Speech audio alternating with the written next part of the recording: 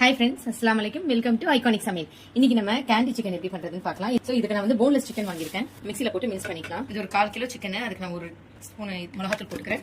கொஞ்சமா மஞ்சத்தூள், கரம் மசாலா தூள் கொஞ்சம், தேவையான அளவு உப்பு. இது எல்லாத்தையும் நம்ம நல்லா மிக்ஸ் பண்ணிக்கலாம்.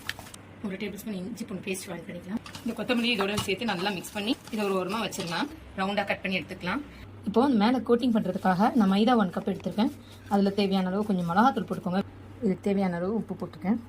நல்லா இது பஜ்ஜி மாவு கன்சிஸ்டன்சிக்கு கரைச்சி வச்சாச்சு. இப்போ இதில் கோட் பண்ணி தான் நம்ம பொரிக்க போகிறோம். நம்ம பிரெட் க்ரம்ஸ் ரெடி ஆயிடுச்சு. இங்கே பாருங்க, இதில் தான் நம்ம கோட்டிங் பண்ண போகிறோம்.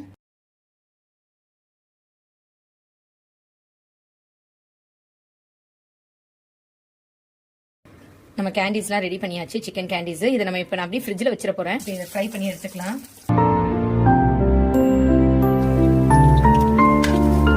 ஃப்ரை பண்ணியாச்சு. இது ஹோம்மேட் மைனஸ் தான். அதோட ரெசிபி லிங்க் டிஸ்கிரிப்ஷன்ல